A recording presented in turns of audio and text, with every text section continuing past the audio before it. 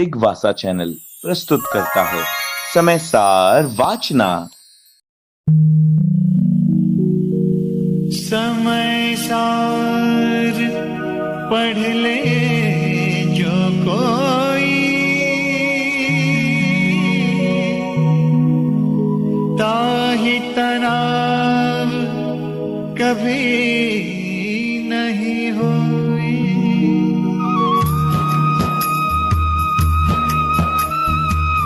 अनंतानंत सिद्ध परमेष्ठी भगवान की, वर्तमान जिन शासन नायक श्री वर्धमान महावीर भगवान की, परम पूज्य आचार्य भगवान श्री कुंद कुंद स्वामी मुनि महाराज की, श्रीमद् जैन धर्म की,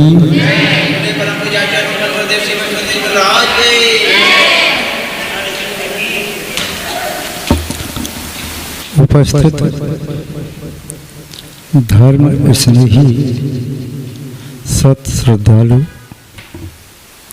भव्यवर पुंडरीक पुण्यात्मा महान भाव, आचार्य भगवान कुंद कुंद स्वामी द्वारा विरचित समयसार ग्रंथ की वाचना यहाँ पर चल रही है। आचार्य महोदय ने पूर्व में बताया व्यवहार और निश्चय के संबंध में। आचार्य महोदय ने बताया अनार्य को उपदेश देना है तो अनार्य भाषा का उपयोग करना होगा। आचार्य महोदय ने बताया मैं आत्मा के वैभव को कहूँगा आगम प्रमाण से, गुरुओं के उपदेश से,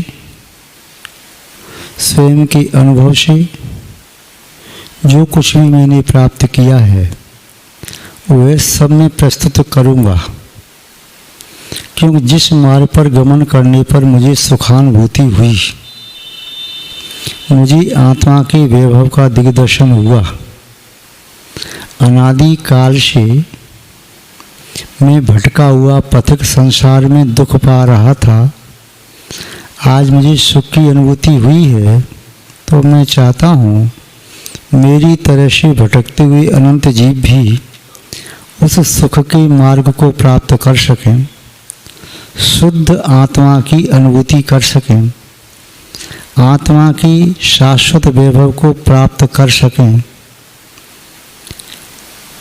दुखों की कारणभूत सब कर्मों की होली जला सकें, संसार के बीज का अंत कर सकें। जो युग दृष्टा महापुरुष अंतर्मना उदार चेता महान भाव होते हैं, वे नितांत स्वार्थी नहीं होते। अपनी आत्मा को सुख शांति का मार्ग व पाथेय व साधन व सुख शांति के हेतुओं को देते हुए दोषों के लिए भी निमित्त बनते हैं। दुष्ट और शिष्ट पुरुष में यही अंतर है। शिष्ट दूसरों के लिए सुख का निमित्त बनना चाहता है और दुष्ट दूसरों को दुख दे करके संतुष्ट होता है। आचार्य महोदय ने जहाँ स्वयं को सुख के मार्ग पर आरूढ़ किया, वहाँ दूसरों को भी सुख के मार्ग में गतिशील करने के लिए वे निमित्त बने। समयसार जैसे ग्रंथ की रचना उन्होंने केवल स्वयं के चित्त को विशुद्ध बनाने के लिए नहीं, पर के कल्याण में यह समयसार ग्रंथ के शब्द निमित्त बन सकें। इस ग्रंथ में लिखे हुए शब्द की सांकेतिक भाषा आत्मा के वैभव को दर्शाने में ये प्रधान कारण बने। इसलिए दो नए की बात कही, व्यवहार और निश्चय। नए अपने विषय का सम्यक समग्र व्याख्यान करने में समर्थ होते हैं, यदि भी सम्यक नए हैं तो। मिथ्या नए अपने विषय का वर्णन करने में वह समर्थ नहीं है।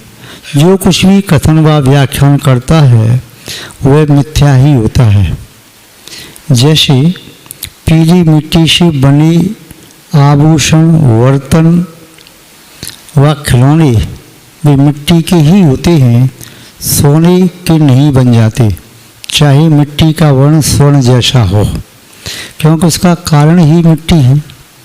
सोने से बने आभूषण, बर्तन और खिलौने स्वर्ण के ही होते हैं, मिट्टी के नहीं होते। जिसका जैसा कारण है उसका कार्य भी वैसा ही होता है। व्यवहार और निश्चय ने अपने अपने स्थान पर वह समर्थ हैं। मिथ्या ने मिट्टी के बर्तन, आभूषण, खिलौने की तरह से है, वह मिथ्या ही है, चाहे स्वर्ण से भी अधिक चमक उन बर्तनों में, खिलौनों में, आभूषणों में आ जाए, फिर भी वे स्वर्ण के नहीं हैं। सम्यक ने चाहे उनकी द्वितीय कांति चमक मिट्टी के बर्तन, आभूषण व खिलौने से कम भी हो, तब भी स्वर्ण स्वर्ण है। अर्थात सम्यक ने सम्यक न है और नए एक पगडंडी का नाम है। नए पूरा राजमार्ग नहीं है, किंतु राजमार्ग तक पहुंचाने की अविनाभावी रूप से वह एक बीथी है, पगडंडी है, जिसका नियामक संबंध राजमार्ग से प्रमाण से है। अतः जैन दर्शन में नयों का बहुत बड़ा महत्व है। बिना नय के आज तक कोई प्रमाण तक पहुंचा नहीं। वक्ता हो व श्रोता जो छदमस्त है वह प्रारंभ में नय का ही आलम्बन लेता है। नय का आलम्बन लिए बिना वस्तु के न तो एक गुण धर्म विशेषता को जान सकता है, न समग्र को। इसलिए आचार्य महोदय ने मुख्यतया दो नयों का आलम्बन लिया। जैसा कि आपने पूर्व में सुना था, व्यवहार में किसी भी वस्तु के बाह्य रूप का व्याख्यान करता है तो निश्चय ने उसी वस्तु के अंतरंग रूप का। वस्तु न केवल बाह्य रूप है, वस्तु न केवल अंतरंग रूप है, वस्तु उभय रूप होती है। प्रत्येक वस्तु का एक बाह्य रूप भी होता है और प्रत्येक वस्तु का एक अंतरंग रूप भी होता है। चाहे वह वस्तु सूक्ष्म हो या स्थूल, चेतन हो या अचेतन, गुण रूप हो या पर्याय रूप, द्रव्य रूप हो या वह अन्य किसी भी रूप हो सकती है। द्रव्य चाहे वे मूर्तिक हैं या अमूर्तिक, चाहे वे शाश्वत शुद्ध हैं या अशुद्ध, किंतु प्रत्येक द्रव्य का, गुण का और पर्याय का भी रूप वह रूप से ही जाना जाता है। यूँ तो नय के अनेक भेद हैं, किंतु दो मुख्य भेद पर्याप्त हैं वस्तु को संपूर्ण रूप से और समग्र रूप से जानने के लिए। आचार्य महोदय व्यवहार नय को भी महत्वपूर्ण बता रहे हैं और निश्चय को लक्ष्य बना रहे हैं। व्यवहार के बिना निश्चय की प्राप्ति संभव नहीं। जैसे किसी व्यक्ति के हाथ में एक फल है, केला बनाना, वह कवर सहित है, छिलका सहित है, तो वह आपको दिखाई दे रहा है। यदि आप उसे अलग कर दें छिलके को, तो अंतरंग का वह भाग दृष्टिगोचर होगा, किंतु उस अंतरंग की सुरक्षा बहिरंग से है। यदि प्रारंभ में ही केले के छिलके को निकाल दिया जाए, जब केला वृक्ष पर लगा हुआ है, तो केला वृद्धि को प्राप्त न होगा।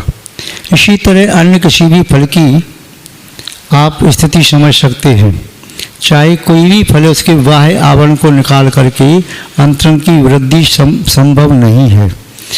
व्यवहार ने निश्चय का हेतु है, व्यवहार ने निश्चय का कारण है। व्यवहार सीढ़ी की तरह से है और निश्चय मंजिल की तरह से, ये आपने पूर्व में जाना। सीढ़ियों की उपेक्षा करके छत की मंजिल की प्राप्ति नहीं होती, इसलिए उपेक्षा नहीं की जा सकती। किंतु जब मंजिल की प्राप्ति, छत की प्राप्ति हो गई, तब सीढ़ियाँ स्वतः छूट जाती हैं, फिर सीढ़ियों पर गमन नहीं किया जाता। सीढ़ियाँ गमन करने के लिए, चढ़ने के लिए हैं, और छत वहाँ पर ठहरने के लिए। सीढ़ियों पर ठहरना शक्य नहीं है, नशैनी पर ठहरना शक्य नहीं है, और छत पर नशैनी की तरह से चलना शक्य नहीं है। दोनों की अपनी अलग अलग प्रयोजन है, दोनों की अपनी अपनी विशेषता व उपयोगिता है। आचार्य भगवान यहाँ बता रहे हैं व्यवहार और निश्चय नय के संबंध में।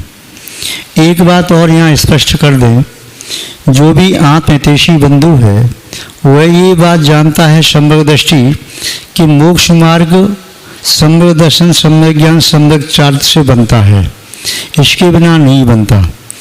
ये व्यवहार मोक्ष मार्ग है, किंतु निश्चय मोक्ष मार्ग इन तीनों की अभेद अवस्था आत्मा में ही है।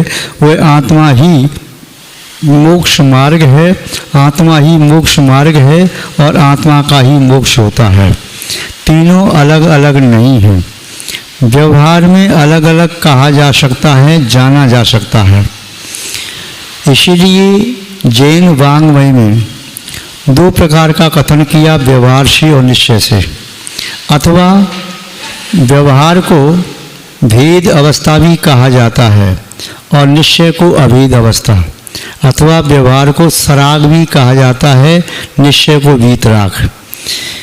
व्यवहार कहो, सराग कहो या भेद विवक्षा कहो, निश्चय कहो, वीतराग कहो या अभेद विवक्षा कहो, तो ये भेद विवक्षा से व्यवहार है, सराग है। तो सराग अवस्था में जो सम्यक दृष्टि और व्यवहार सम्यक दृष्टि है, जो वीतराग सम्यक दृष्टि और निश्चय व अभेद सम्यक दृष्टि है। जिसने निश्चय को प्राप्त किया, अभेद को प्राप्त कर लिया और वीतरागता को प्राप्त कर लिया। इसीलिए वीतराग, अभेद व निश्चय की अपेक्षा से जो सम्यक दृष्टि है वह सम्यक दृष्टि उच्च कोटि का है। जो व्यवहार की अपेक्षा से सम्यक दृष्टि है वह निश्चय से सम्यक दृष्टि नहीं है। जो व्यवहार से सम्यक दृष्टि है, यद्यपि वह भी सम्यक दृष्टि है, मिथ्या दृष्टि नहीं है, फिर भी वह व्यवहार की अपेक्षा से है। वह अंतरात्मा है। वह अंतरात्मा इसलिए है, उसने आत्मा में अनात्मा में अंतर को जान लिया है, मान लिया है, पहचान लिया है। आत्मा का परोक्ष में ही सही अनुभव कर लिया है और अनात्मा का अनुभव करके उसे विरक्ति का भाव धारण किया है। किंतु निश्चय की दृष्टि से चतुर्थ गुण स्थान वाले, पंचम गुण स्थान वाले, छठवें गुण स्थान वाले जो भी जीव हैं वे बहिरात्मा हैं। बहिरात्मा का आशय यहाँ मिथ्या दृष्टि से नहीं लेना, किंतु यहाँ बहिरात्मा का आशय लेना है। वे आत्मा के बहिर यानी आत्मा से बाह्य पदार्थों में उनका उपयोग संलग्न है। सम्यक दृष्टि व्यवहार की अपेक्षा से होते हुए भी वे निश्चय से सम्यक दृष्टि नहीं है, वे बहिरात्मा है। किंतु निश्चय से जो सम्यक दृष्टि है, वीतराग सम्यक दृष्टि है, अभेद सम्यक दृष्टि है, वहाँ सम्यक दर्शन, सम्यक ज्ञान, सम्यक चारित्र तीनों एक ही है। तीन दा एक रसा, तीनों अलग अलग नहीं है। किंतु व्यवहार में तीनों एक साथ कभी होते नहीं, तीनों अलग अलग ही देखने में आते हैं। जब व्यक्ति किसी तीन पहिए की गाड़ी को देखता है तो उसे अलग अलग दिखाई देता है। इधर का पोर्शन अलग, इधर का अलग, आगे का अलग। किसी थ्री व्हीलर को आप देखते हैं, टैक्सी को, तो सामने से फोटो लेंगे तो अलग आएगा, इस साइड से लेंगे तो अलग आएगा और पीछे से इस साइड से लेंगे तो अलग आएगा। तीनों इक्वल नहीं आ सकते। किंतु किसी एक बॉल का या गोल लड्डू है, उसका फोटो कहीं से भी लेंगे तो एक ही आएगा, अलग अलग नहीं आएगा। ऐसे ही निश्चय का अभेद अवस्था है। वह सर्किल की तरह से गोल है, वह बॉल की तरह से गोल है, तो वहाँ पर सम्यक दर्शन, सम्यक ज्ञान, सम्यक चारित्र तीनों एक साथ ही अनुभव में आएंगे, अलग अलग नहीं आ सकते। और वहाँ पर कथ्य तो है ही नहीं, वह दशा वक्तव्य तो है ही नहीं, केवल अनुभव गम्य है। वह संवेदन के योग्य है, संवित्ति के योग्य है, अनुभूति के योग्य है, किंतु कहने सुनने के योग्य नहीं है। जो आत्मा के सागर में डूबा, वह डूबता हुआ अनुभव कर रहा है, अपने अनुभव को दूसरे को बता नहीं सकता। और दूसरा, जैसे किसी समुद्र में डूबा हुआ व्यक्ति, जो वह अपना अनुभव दूसरे को दे नहीं सकता और दूसरे का अनुभव उस समय ले नहीं सकता। अनुभव कभी दिया और लिया नहीं जाता। शब्दों का, विचारों का आदान प्रदान होता है, वस्तुओं का आदान प्रदान होता है, किंतु फीलिंग्स जो होती हैं, अनुभव होता है, उसका आदान प्रदान नहीं किया जा सकता। अब इतनी भूमिका समझते हुए गाथा को समझने की यदि आप कोशिश करेंगे तो संभव है उसका अर्थ आपके हृदयगत पहुंच सकता है। आप उस अर्थ को समझ करके उसके भाव को ग्रहण कर सकते हैं और परमार्थ को जान सकते हैं। पुनः एक दृष्टांत और दे करके आपके लिए बात को सुगम करने का प्रयास करते हैं। एक होता है कैमरा, जिसके माध्यम से शरीर का चित्र लिया जाता है। आप जैसे खड़े हैं वैसा आपका चित्र आ जाएगा। यदि ब्लैक एंड वाइट का चित्र लिया तो आपका शरीर चाहे कैसा है, गौर वर्ण है, चाहे श्याम वर्ण है, या लाल वर्ण का है, नीली वर्ण का है, जैसा भी है, तो आपका चेहरा ब्लैक एंड वाइट में वही आएगा।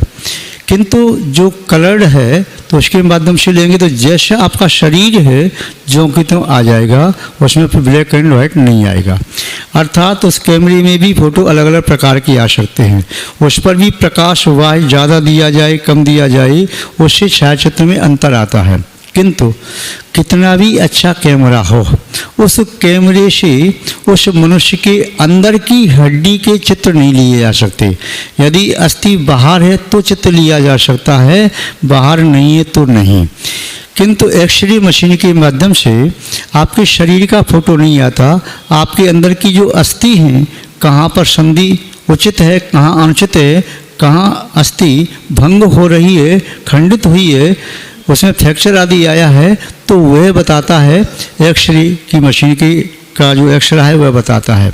इसी तरह से जो निश्चय न है वह एक्सरे मशीन की तरह से है, जो आत्मा के अंतरंग स्वरूप का, आत्मा के शुद्ध निश्चय वाले स्वरूप का, आत्मा की मूल शक्ति का, आत्मा की नियति का, आत्मा की शुद्ध प्रकृति का, आत्मा के अंतिम शाश्वत परम चरम वैभव को दिग्दर्शन कराने वाला होता है।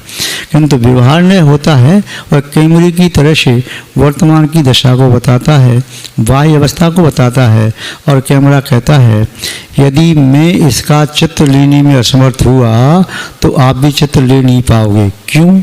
जब कोई मनुष्य ही नहीं है तो उसमें अस्थि आदि कहाँ से होंगी?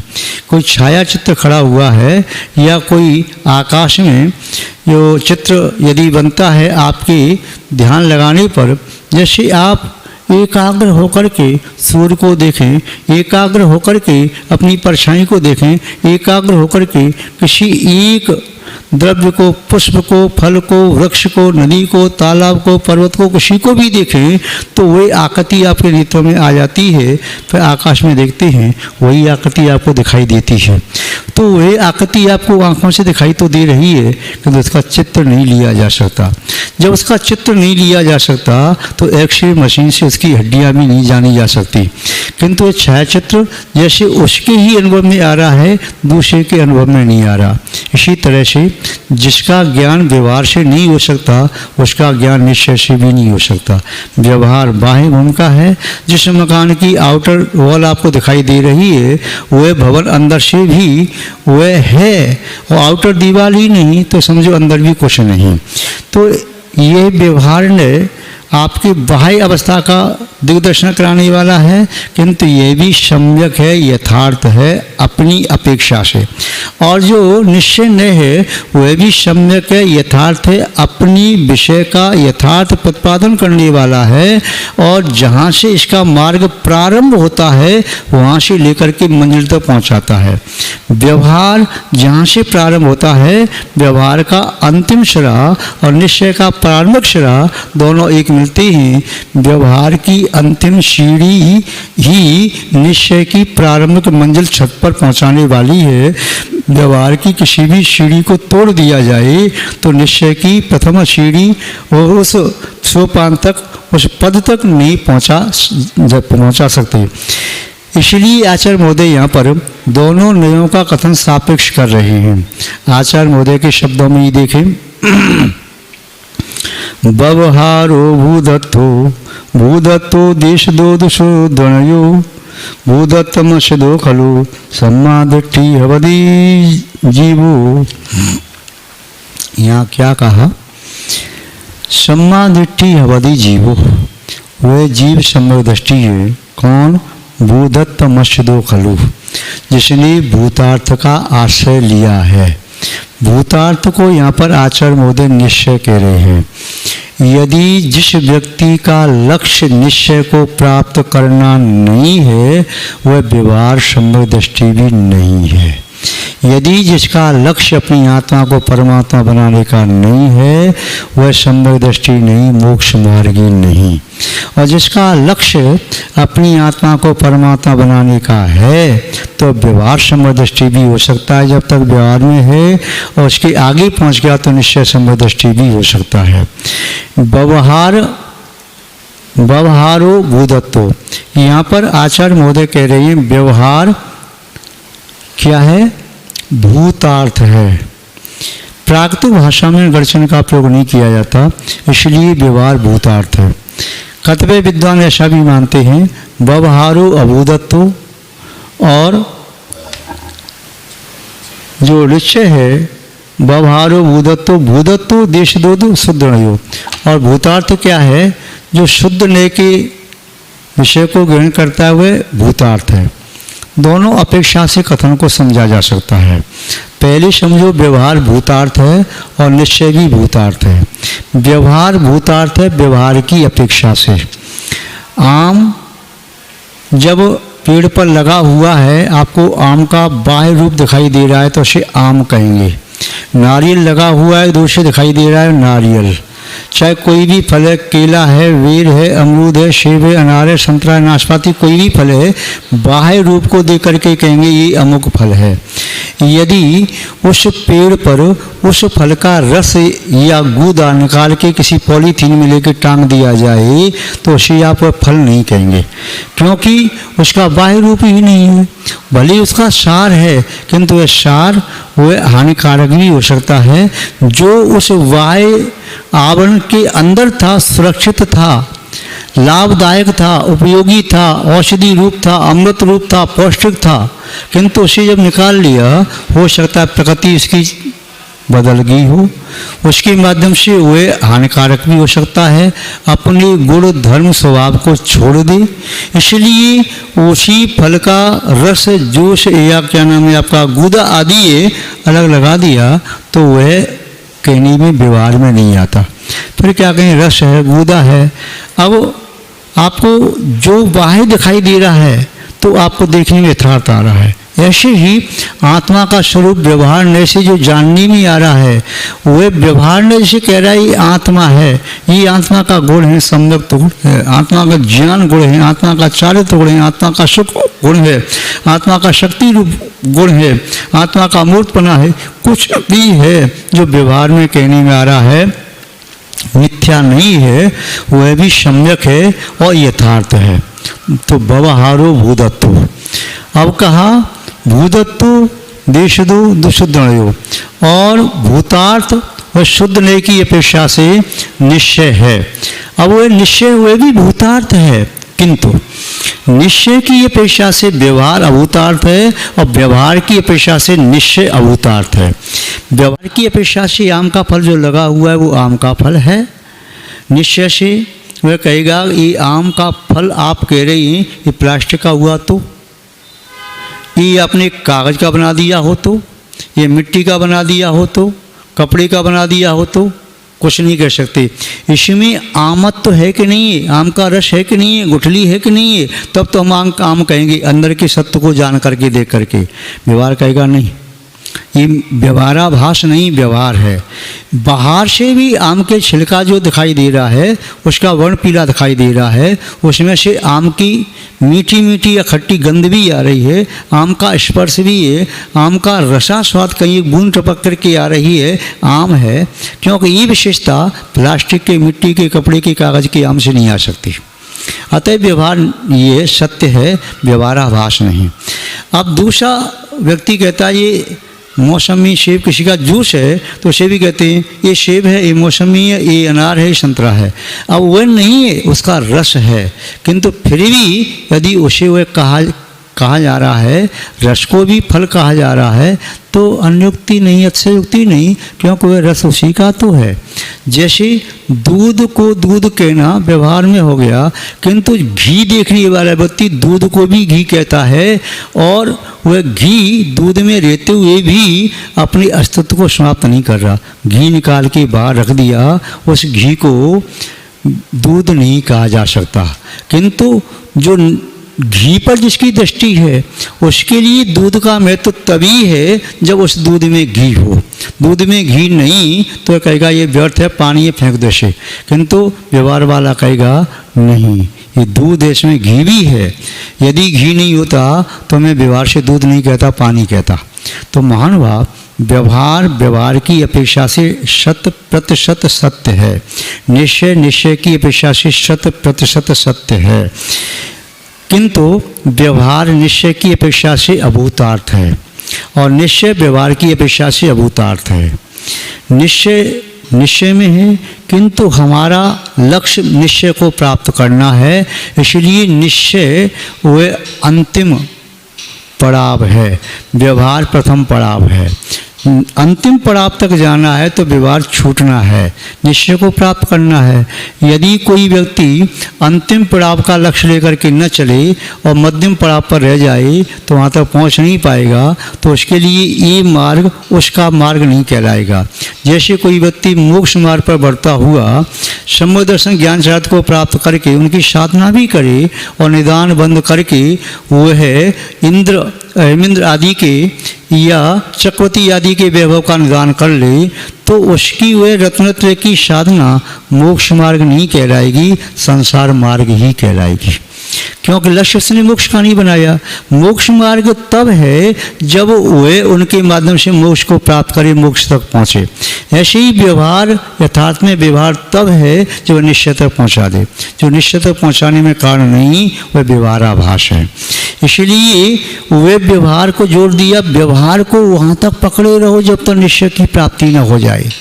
यदि आपने इधर से आप जा रहे हैं रस्सी के सहारे से, और रस्सी आपने इसको छोड़ने के पहले उसे हाथ बढ़ा के पकड़ लो, वह पकड़ में आ गई, इसे छोड़ दो, कोई बात नहीं, गिरोगे नहीं। यदि आपने इसको छोड़ दिया, उसे पकड़ नहीं पाया तो गिर जाओगे। तो वह नए से भ्रष्ट हुआ व्यक्ति संसार में पतित हो जाता है। तो निश्चय को जो लक्ष्य माना है, मंजिल माना है, इसलिए निश्चय को पहुंचने के लिए वो भूतार्थ शब्द जोड़ दे दिया। व्यवहार को वहाँ छोड़ना है, छूटना है, इसलिए कहा ये प्रारंभिक सीढ़ी है, आगे बढ़ना है। जैसे किसी व्यक्ति को डिलीट करना है, उसके पहले PhD आवश्यक है, उसके पहले मास्टर की डिग्री उसे आवश्यकता है, बैचलर भी बनना है, उसके पहले उसे इंटर भी करना है, हाई सेकेंडरी करना है, हाई स्कूल करना है, उसे प्राइमरी या जो अन्य भी मिडिल आदि सब पास करना है। किंतु यहाँ से बढ़ते बढ़ते वहाँ तक पहुँचेगा। यदि बीच में रुक जाए तो रुक सकता है, किंतु जो भी वहाँ पहुँचा है वो यहीं से पहुँचा है। बीच में रुकने के पड़ाव बहुत सारे हैं, किंतु जो वहाँ का लक्ष्य लेकर के चल रहा है तो उसके लिए ज़्यादा सार्थक है, जो मध्य का लक्ष्य लेकर के चल रहा है उसके लिए कम सार्थक है। किंतु प्रारंभ तो करना पड़ेगा पहली सीढ़ी से ही। किंतु हाँ, ये ठीक है, जब आगे पहुँच जाएगा तो LKG UKG का जो कोर्स है वह पढ़ना आवश्यक नहीं, प्राइमरी का कोर्स है पढ़ना आवश्यक नहीं, जो मिडिल का कोर्स है पढ़ना आवश्यक नहीं, सेकेंडरी हाई सेकेंडरी या इंटर का कोर्स है फिर पढ़ना आवश्यक नहीं। वहाँ पहुँच के तो अपने कोर्स को पढ़ो, उसको देखो।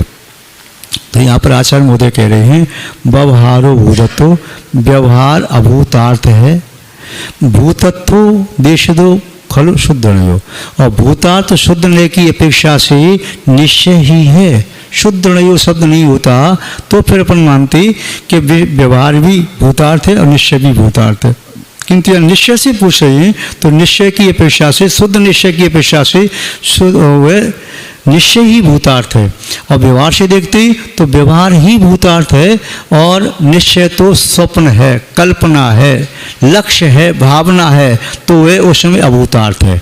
किंतु व्यवहार की अपेक्षा से व्यवहार भूतार्थ है, निश्चय की अपेक्षा से निश्चय भूतार्थ है, और जो दोनों दृष्टियों को समान महत्व दे रहा है उसके लिए दोनों ही भूतार्थ हैं, कोई भी अभूतार्थ नहीं है। तो आचार्य महोदय ने जो बताया व्यवहारो भूतत्व, भूतत्व देश दो खलु शुद्ध नयो, दुशुद्धयो भूदत्तमश्चदो खलु। भूदत्त भूतार्थ का आश्रदो आश्रय जिसने लिया है निश्चय से समदृष्टि हवे अवधि जीवो वह जीव समदृष्टि है। अर्थात जिसने अपनी आत्मा का अभेद रूप में अनुभव कर लिया, सम्य दर्शन, सम्य ज्ञान, सम्य चारित्रमय आत्मा का अनुभव किया है, तीनों का अलग अलग अनुभव नहीं किया। उदाहरण के रूप में घी का, मिश्री का और बेसन का अलग अलग अनुभव नहीं किया, वह मोदक का अनुभव किया। बूंदी का लड्डू है, एक बूंदी भी है, उस एक बूंदी के कण में भी, उस दाने में भी तीनों का अनुभव एक साथ हो रहा है, घृत का भी, शक्कर का भी और बेसन का भी। ऐसे ही आत्मा रत्नत्रय का अभेद अवस्था में एक साथ अनुभव करती है, अलग अलग अनुभव नहीं करती। जब तक बूंदी का लड्डू नहीं बना था तब तक बेसन अलग रखा था, घी अलग रखा था और शक्कर आपकी अलग रखी थी। तीनों का अलग अलग अनुभव किया जा सकता था, किंतु जिसका लक्ष्य उन तीनों से लड्डू बनाने का है वह तो लड्डू बना लेगा और लड्डू का स्वाद ले पाएगा। पर जिसका लक्ष्य लड्डू बनाने का नहीं है वह तीनों को प्राप्त करके भी हो सकता है बेसन में ऐसे घी मिला करके कच्चे बेसन को शक्कर डाल के खा जाए, या फिर घी में शक्कर में घी डाल करके घी और शक्कर को खा जाए, या फिर बेसन में शक्कर डाल के ऐसे खा जाए। कुछ भी कर सकता है, किंतु लड्डू एक विशेष प्रक्रिया से ही बनेगा। ऐसे ही वह निश्चय को प्राप्त करने की विशेष प्रक्रिया है, व्यवहार के माध्यम से वह सहजोत्पन्न है। व्यवहार में पुरुषार्थ साध्य है, किंतु निश्चय में वह अनुभव की दशा है, यह वह सहज दशा है। तो आचार्य महोदय कह रहे हैं कि निश्चय की अपेक्षा से जो निश्चय में डूबा हुआ है वही सम्यक दृष्टि है। निश्चय सम्यक दृष्टि है, वीतराग सम्यक दृष्टि है, अभेद सम्यक दृष्टि है। वह निश्चय सम्यक दृष्टि है। निश्चय से तो व्यवहार सम्यक दृष्टि भी सम्यक दृष्टि है। निश्चय से माने नियम से, नियम से व्यवहार सम्यक दृष्टि, चौथे गुणस्थान वाला, पंचम वाला, छठवें गुणस्थान वाला भी नियम से निश्चय से सम्यक दृष्टि है, किंतु सप्तम गुणस्थान वाला निश्चय सम्यक दृष्टि है, निश्चय से भी है। और निश्चय अर्थात अभेद सम्यक दृष्टि है, वीतराग सम्यक दृष्टि है। अभेद कहो तो वहाँ पर तीनों रत्न एक रूप हैं और भी रत्न आत्मा से अलग नहीं, वह आत्मा ही तय हो गई, आत्मा उससे पृथक नहीं है। व्यवहार में पृथक पृथक व्यवहार किया जा रहा था। तो आचार्य महोदय कह रहे हैं कि आपको उस अभेद अवस्था तक पहुंचना है, उस शुद्ध निश्चय तक पहुंचना है, आत्मा की परम दशा को प्राप्त करना है, अपनी आत्मा को परमात्मा बनाना है। तो व्यवहार के मार्ग का आश्रय लेकर के निश्चय तक पहुँचने का सम्यक और परम पुरुषार्थ करो, यही आपके लिए शेष करोगा। आज बस इतना ही पर्याप्त है। जय बोलिए श्री शांतनाथ भगवान की, परम पूज्य आचार्य गुरुदेव श्री विद्यानंद जी महाराज की, अहिंसामय विश्व धर्म की।